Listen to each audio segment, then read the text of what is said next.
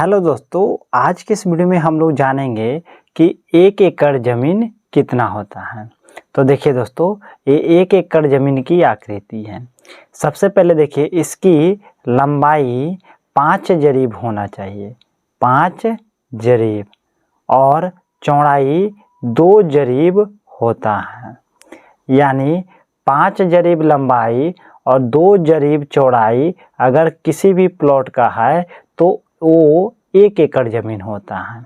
जरीब किसको कहेंगे? तो जो अमीन ज़मीन नापने वाला इस तरह से एक लेकर आते हैं, इसी को जरीब कहते हैं। इस तरह से जो ज़मीन नापने वाला होता है, इसको जरीब कहते हैं। और जरीब की लंबाई अगर फीट में बात किया जाए तो 66 फीट होता है। सबसे पहले हम लोग जानेंगे कि 5 जरीब में कितना फीट होगा। तो देखिए दोस्तों, जब एक जरीब में 66 फीट होता है तो 5 जरीब बराबर कितना फीट होगा?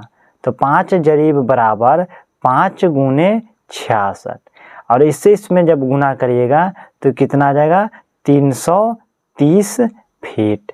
तो जो 330 फीट हुआ, ये क्या हो जाएगा? ये लंबाई हो जाएगा। और 2 जरीब में कितना फीट होता है? तो यहाँ पे लिखेंगे 2 जरीब बराबर 2 गुने 66, और इससे इसमें गुना करिएगा तो 132 फीट। यानी 132 फीट क्या हो जाएगा? चौड़ाई हो जाएगा। ये हो जाएगा लंबाई और ये वाला हो जाएगा चौड़ाई। अब बात करेंगे कि 1 एकड़ ज़मीन में कितना स्क्वायर फीट होता है, यानी वर्ग फीट कितना होता है। तो दोस्तों, हम जानते हैं कि लंबाई गुने चौड़ाई करेंगे तो क्या हो जाएगा? वर्ग फीट में आंसर आएगा। तो यहाँ पे लंबाई गुने चौड़ाई कर दीजिए। अब लंबाई कितना है? तो लंबाई है 330 फीट, चौड़ाई कितना है? तो 132 फीट।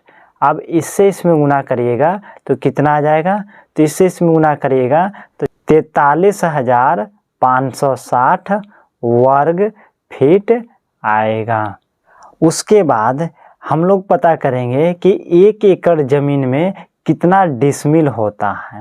तो देखिए दोस्तों कि 1 डिसमिल में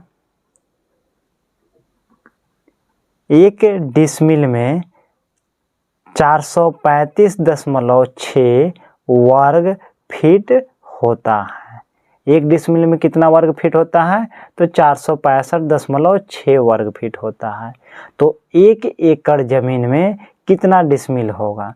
तो देखिए, स्क्वायर फीट कितना होता है 1 एकड़ में? तो 43,560 होता है। तो 43,560 में 435.6 से भाग दे देंगे तो ये जो निकलेगा वो डिसमिल में हो जाएगा। इससे इसमें भाग देने पर कितना आ जाएगा? तो 100 आएगा। तो 100 डिसमिल हो जाएगा। यानी 1 एकड़ ज़मीन में कितना डिसमिल होता है? तो 100 डिसमिल होता है।